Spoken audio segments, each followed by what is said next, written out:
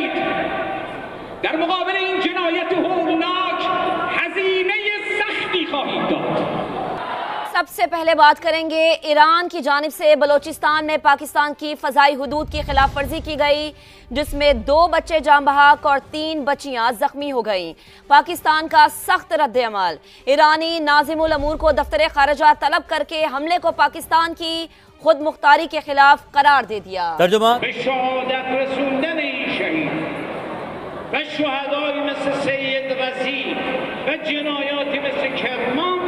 दफ्तर खारजा ने कहा कि पाकिस्तान और ईरान के दरमियान मुतादिद चैनल्स के बावजूद हमला तशवीशनाक है। यकतरफा कार्रवाइयाँ अच्छे हमसाया ताल्लुकात के मुनाफी हैं।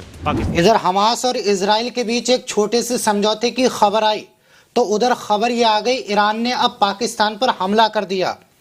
दुनिया का मीडिया ऐसे दिखा रहा है जैसे ईरान और पाकिस्तान के बीच जंग होने वाली है, लेकिन कौन है ये जैश अल अदल? क्यों हमला किया है ईरान ने? अमेरिका और सऊदी अरेबिया से इसका क्या रिश्ता है?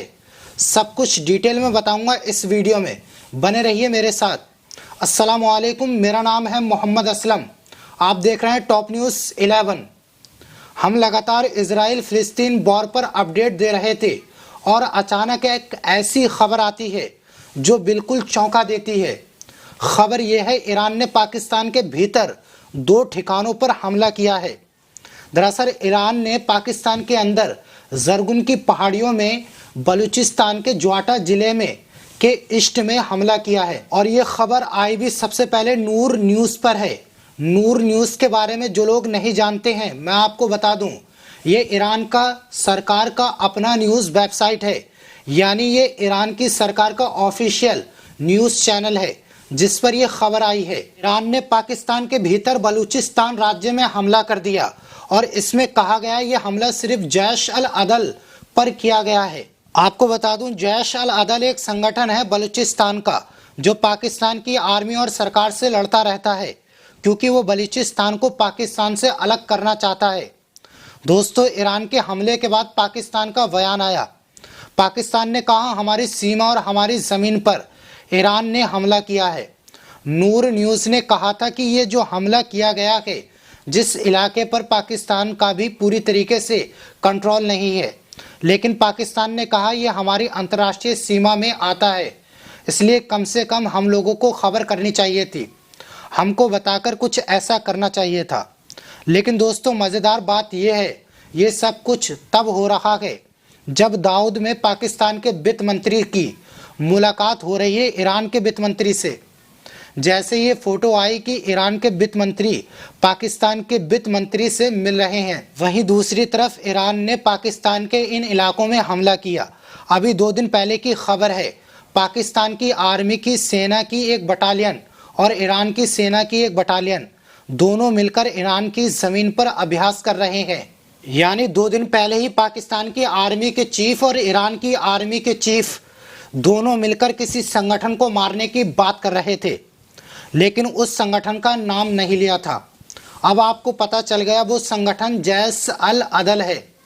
यानी दोनों देशों की आर्मी ने मिलकर इस हमले को अंजाम दिया। आप गोदी मीडिया की खबरें देख रहे होंगे सुबह से कि ईरान अब पाकिस्तान को तबाह कर देगा, तहस नहस कर देगा, कुछ इस तरह की खबरें चल रही होंगी। लेकिन ईरान ने साफ कह दिया कि हमने पाकिस्तान की सरकार और आर्मी पर हमला नहीं किया है, हमने सिर्फ अपने दुश्मन संगठन जो अमेरिका के पैसों पर हमारे ऊपर हमला करता था, जैश अल अदल संगठन को अपनी मिसाइल से उड़ाया है। जैश अल अदल को अमेरिका का समर्थन है। दरअसल जैश अल अदल की ईरान से 2012 से जंग चलती रहती है, छोटी मोटी लड़ाई होती रहती थी, लेकिन इस बार ईरान ने अपने सभी सैनिकों का बदला एक बार में ही ले लिया।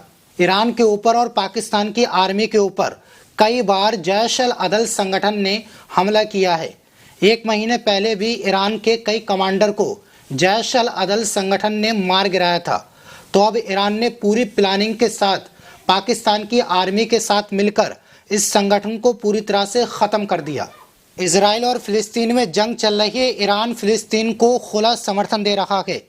आप जानते हैं ईरान हमास को भी समर्थन देता है, हिजबुल्लाह को भी समर्थन देता है, कुछ कुर्दिश ग्रुप हैं उनको भी, ईरान में मलेशिया के ग्रुप हैं उनको भी, और यमन के हूती को भी समर्थन देता है। और सारे के सारे इस वक्त इजराइल के साथ लड़ रहे हैं, फिलिस्तीन के पक्ष में। और सारे ग्रुप इजराइल पर प्रेशर बना रहे हैं वो फिलिस्तीन को आज़ाद करे और जंग हमेशा के लिए ख़त्म करे, क्योंकि हज़ारों बेगुनाह लोग मारे जा रहे हैं। इसी बात को हिजबुल्लाह कह रहे हैं, हूती कह रहे हैं, हमास कह रहा है और ईरान भी कह रहा है। और इन सब के बीच जैश अल अदल संगठन हमला कर रहा है ईरान के ऊपर। अगर आप वाकई में बात करते हैं अपनी आज़ादी की, तो इस वक्त जैश अल अदल को फिलिस्तीन के साथ खड़ा होना चाहिए, लेकिन इजराइल से लड़ रहे ईरान को ये मिटाना चाहते हैं। जैश अल अदल 15 दिसंबर 2023 को हमला कर रहा है ईरान पर। इसका मतलब ये समझ में आता है, अपने सरपरस्त अमेरिका और इजराइल के कहने पर ईरान के ऊपर अलग अलग जगहों से हमला करवा रहा है। एक हमला आप जानते हैं ISI से किया गया, जिसमें 80 से ज़्यादा लोग घायल हुए।